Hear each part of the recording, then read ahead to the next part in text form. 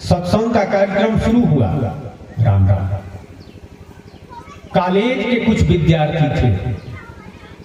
विद्यार्थियों ने प्रश्न किया कि फिल्म में, सिनेमा में एक गीत आया है, उसका माने आप लोग बताइए।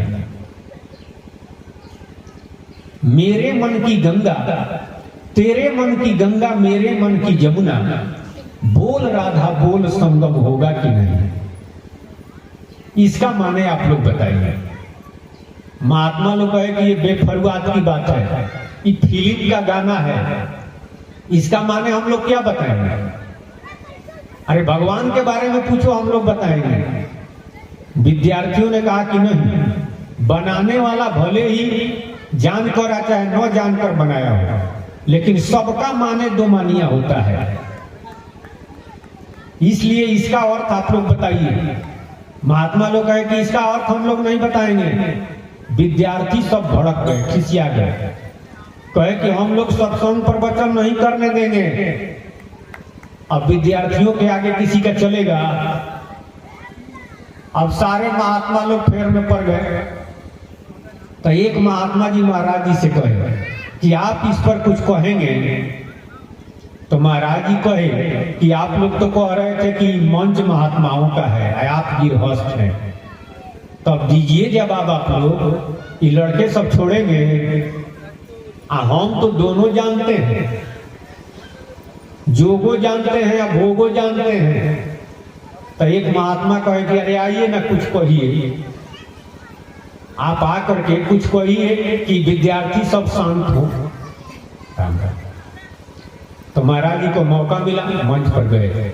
महाराज जी कहे कि विद्यार्थियों से कि बच्चे आप लोग बैठ जाइए, शांत हो जाइए, हम इसका माने बताते हैं। महाराज जी कहे कि सिनेमा में जो गाना बनाया गया है बिल्कुल सही है, उसका आध्यात्मिक अर्थ है, धार्मिक अर्थ है और लौकिक अर्थ है। ये कहीं को अर्थ नहीं है, 3 तरह से अर्थ लगेगा। धार्मिक अर्थ, भगवान श्री कृष्ण राधा से कहते हैं कि ऐ राधा, तेरे मन की गंगा और मेरे मन की जमुना, तुम्हारे मन की गंगा चल रही है, बह रही है, और मेरे मन की जमुना बह रही है, और दोनों जब मिलेगा तो संगम होगा, त्रिवेणी होगा, तो उसका विशेष फल है। यानी हे राधा, तुम्हारा बायां श्वास चल रहा है, मन की गंगा बायां श्वास है, और हमारा दाहिना श्वास चल रहा है, यानी मन की जमुना बायां श्वास है। महाराज जी बतलाए। और सतराम बाबा कहे कि इसी को जोगी लोग इंगला कहते हैं। बायां स्वर को इंगला कहते हैं, दाहिना स्वर को पिंगला कहते हैं। इसी को पंडित लोग चंद्र नाड़ी और सूर्य नाड़ी, बायां स्वर को सूर्य नाड़ी कहते हैं और दाहिना स्वर को चंद्र नाड़ी कहते हैं। इसी को संत लोग बायां स्वर को दधी सूत और दाहिना स्वर को रवि सूत कहते हैं। और इसी को भगवान ने गंगा और जमुना कहा है। और इसी को आम जनता बायां श्वास और दाहिना श्वास कहती है। यही बात भगवान श्री कृष्ण राधा से कह रहे हैं, यह राधा, तेरे मन की गंगा और मेरे मन की जमुना, और दोनों जब मिलेगा तो क्या होगा? त्रिवेणी।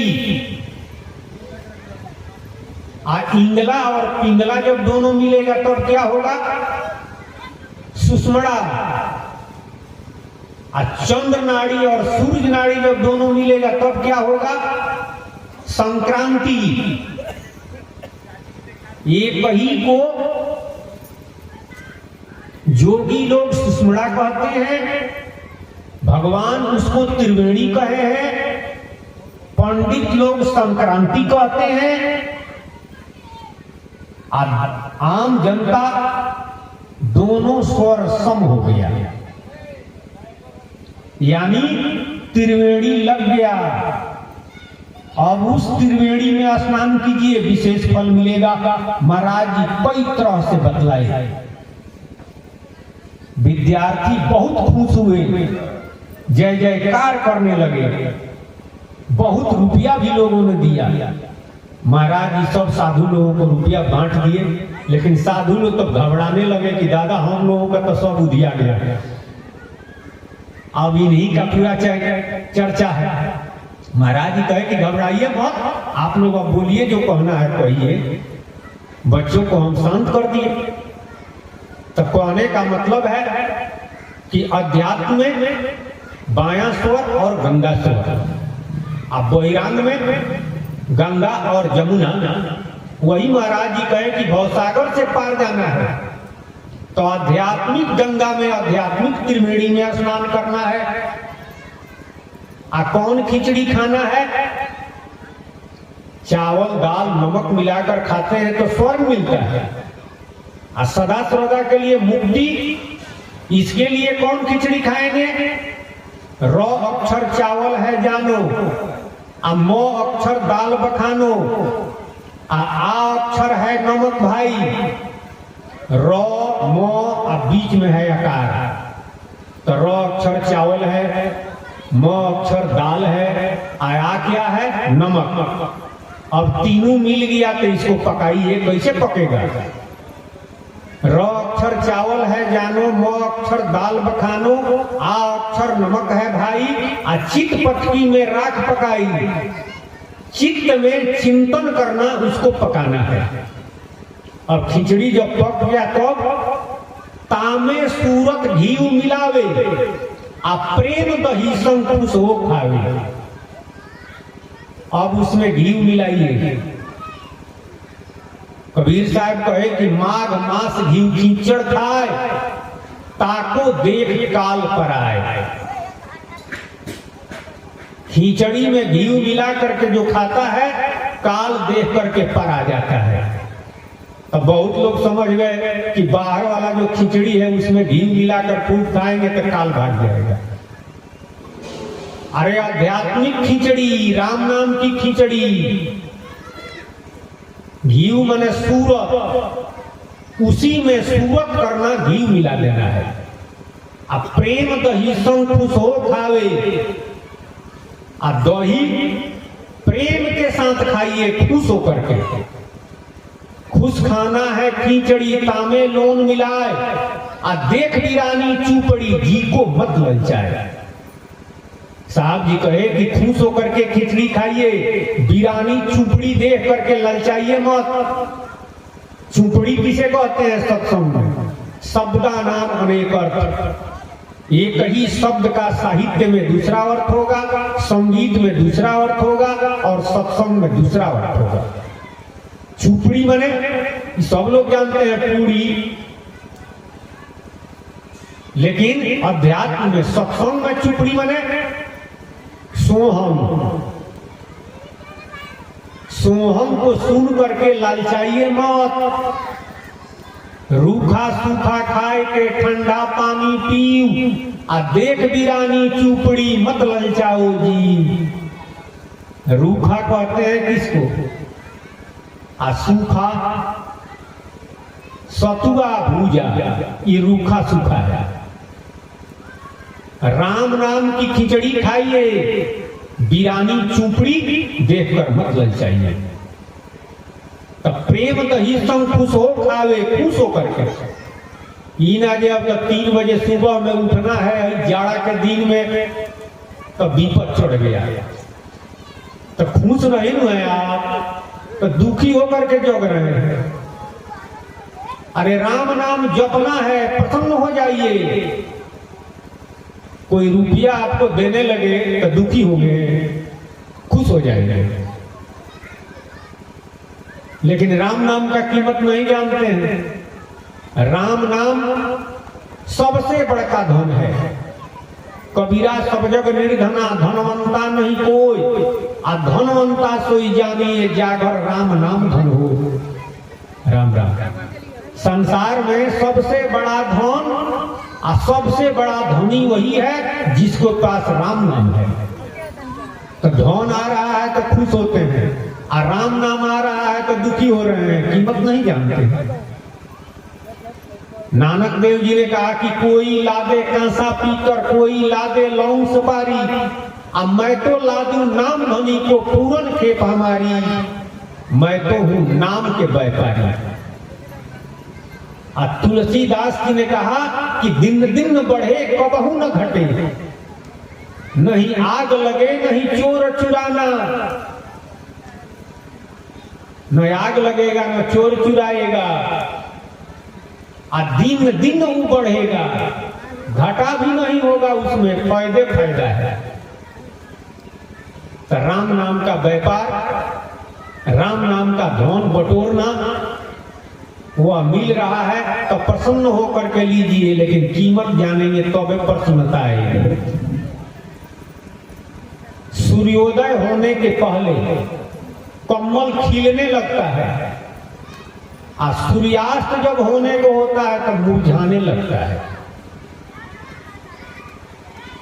प्रसन्न हो जाता है, और सूर्यास्त जब होने को होता है तो दुखी हो जाता है। उसी तरह से संत जब राम नाम सुनाई देता है तो प्रसन्न हो जाते हैं, और राम नाम अगर भुला गया तो दुखी हो जाते हैं। तो खुश खाना है खिचड़ी तामे लोन मिला है, खुश होकर के खाइए। तो माघ मास घी खिचड़ खाए तो काल देख के पराए, काल भाग जाएगा। आगे महाराज जी कहे कि जरा मरण कबहू न होई, यह खिचड़ी खावे कोई कोई।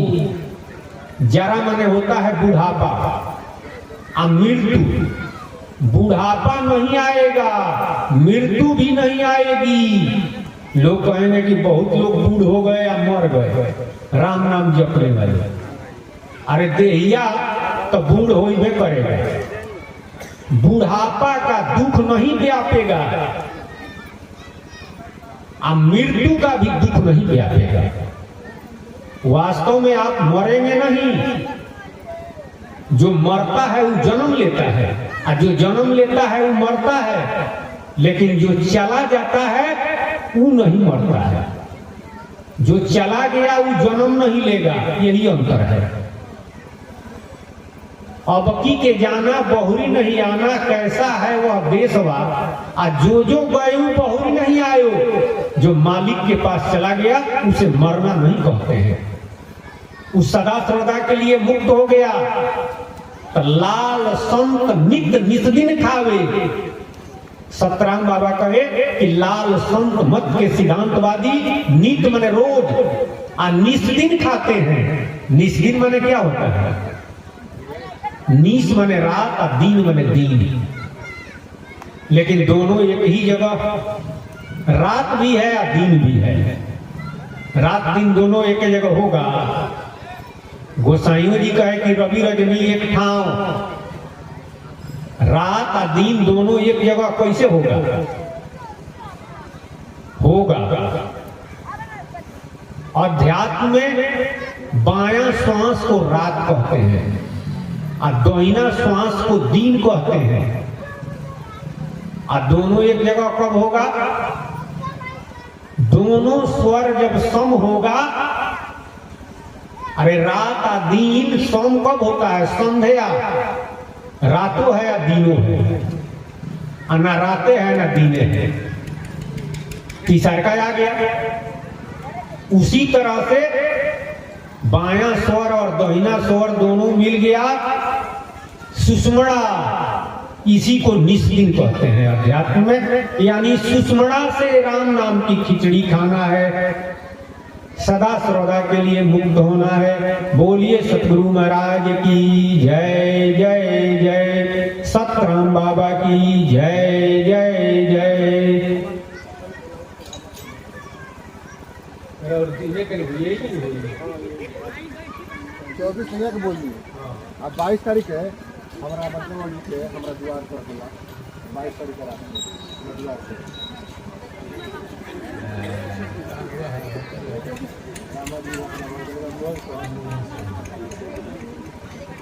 सूचना है 22 तारीख के रात इसी 22 तारीख को रात्रि में यहाँ सलेमगढ़ में ही हम लोगों के गुरु भाई थे